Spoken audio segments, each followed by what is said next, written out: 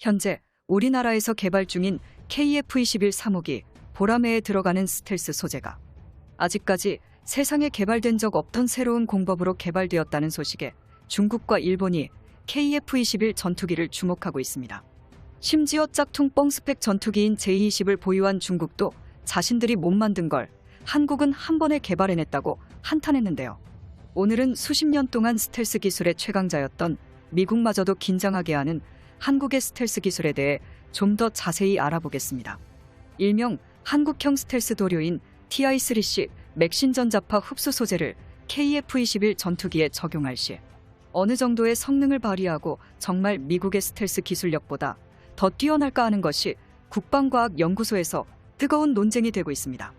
그러나 분명한 것은 한국이 개발한 스텔스 소재가 실용화될 경우 KF-21을 포함한 주요 무기들의 스텔스 성능을 별도의 기술 개발, 성능 개선 등 추가 개량 없이 단순히 칠이나 코팅만으로 레이더 탐지 면적 반사, RCS를 대폭 감소시킬 수 있다는 평가를 받고 있는 것은 분명한 사실인데요. 현재 한국이 개발한 스텔스 소재는 기존에 나온 스텔스 재료와는 조금 다른 것이 특징입니다.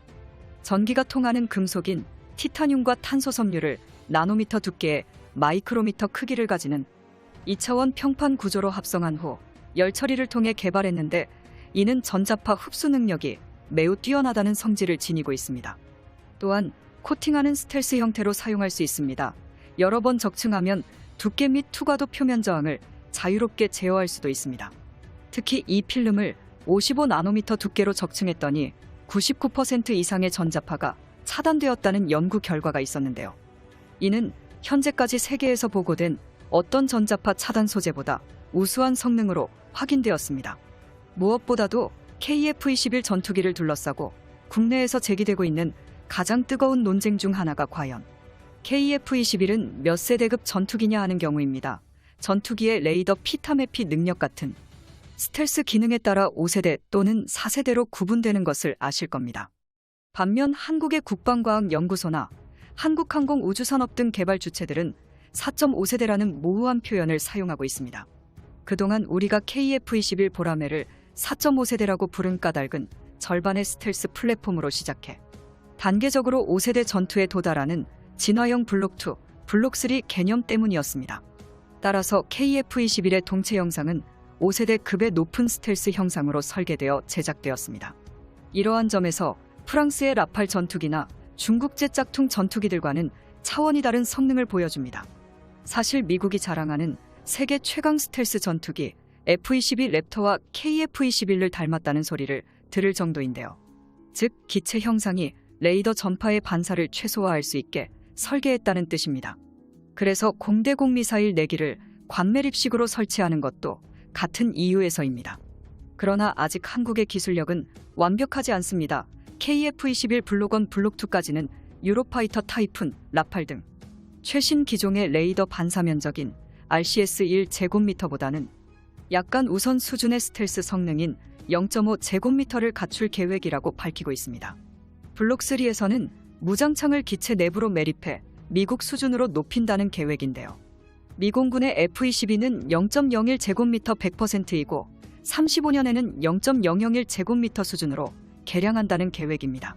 이러한 계획을 한국 역시 그대로 따라가며 기술적인 격차를 차근차근 줄여나갈 예정인데요. 그래서 국내에서는 KF-21을 액면 그대로 4.5세대 전투기로 소개하는 보도가 있지만 미국 언론이나 중국의 국영 언론들처럼 실질적인 5세대 전투기로 부르는 전문가들도 많습니다. 미국이나 중국 등 외부의 견제를 의식해 대놓고 얘기하지 않을 뿐 이미 최첨단 항공 장비에 스텔스 기능까지 겸비한 5세대 전투기라고 분석하고 있는 것이죠. 지난 5월 국가과학기술연구회가 발표한 25개 정부 출연 연구기관 우수 연구 성과에 차세대 소재 기술이 발표돼 세계 이목을 끌고 있습니다. 지난해 개발한 TI-3C는 맥신 전자파 흡수 소재를 10대 우수 연구 성과로 선정해 포상했습니다. 지난해 발표 당시 이 소재를 실제 사용하는 데에는 상당한 시간이 소요될 것으로 전망했었죠. 사실 이 기술은 높은 기술적 난이도 때문에 일각에서는 오직 미국만 가능한 기술이며 한국은 불가능하다고 비판하기도 했습니다. 그래서 한국에 진정한 스텔스 기술은 실용화까지 다소 먼 이야기란 주장이 다수였습니다. 그런데 지난 4월 KF-21 보람의 차세대 블록3 개발을 위한 연구 용역이 진행 중인 것으로 알려졌고 그것이 공개되었습니다. 보람에는 2016년까지 공대공 능력을 갖춘 보람의 블록1을 개발하고 2028년까지 공대지무장을 겸비한 보람의 블록4를 개발하는 것이 공식 일정이었습니다. 그런데 블록3의 연구 용역이 진행됐다는 것은 2028년 이후 미국이 F-35 전투기처럼 진정한 5세대 스텔스 전투기나 그 이상의 전투기로 발전할 수 있도록 연구하겠다는 뜻인데요. 여기에 바로 TI-3CN 전자파 흡수 소재 개발 성공 소식과도 무관하지 않습니다. 여기에는 이 기술은 국가연구 개발 사업임을 명시하고 있습니다. 맥신 전자파 흡수 소재가 국가 전략물자라는 의미입니다. 다양한 주파수 대역에서 매우 뛰어난 전파 흡수율을 보이는 소재를 다중 적층 필링 형태로 개발해서 F-35 등 외국의 스텔스처럼 바르는 것이 아니고 필름을 부착하는 방식입니다. 이미 오래전부터 에코퍼 등 구형 전투에 부착해 시험도 마쳤습니다. 다만 상세한 정보를 공개하지 않아 우리는 그 수준을 알 수가 없지만 관련 업계에서는 매우 뛰어난 스텔스 성능을 보이고 있다고 알려졌습니다. 그리고 2030년대 출고될 배치3부터는 완전한 스텔스기로서 F-35보다 스텔스 성능이 더 뛰어난 스텔스 전투기를 개발한다는 게 우리의 계획입니다. 그래서 KF-21 보람에 적용될 국산 스텔스 소재는 국산 TI-3C의 맥시멈이 될 것이라는 점은 거의 확실해 보입니다. 그리고 보람에 적용된 스텔스 소재는 다시 가르거나 붙이는 방식이 아닌 보람의 크기를 고려해 제작될 경납관으로 KF-21 기체가 들어갔다 나오면 스텔스 성능이 회복되는 형태가 될 수 있을 것으로 추정됩니다. 이와 별개로 리백 작업을 개량해 기체 외형이 용이하도록 개선해 복원 과정을 거친 후 재부착하는 방법도 고려하고 있습니다.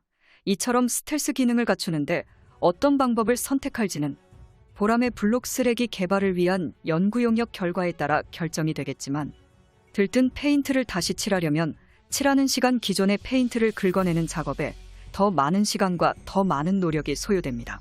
또한 이것이 필름 형태라면 기체 표면에 손상 없이 다시 태어난 작업이 여간 힘든 일이 아닙니다. 일본에서도 들뜨지 않을 필름이라면 강한 점착력 때문에 더더욱 떼어내기가 곤란할 것입니다.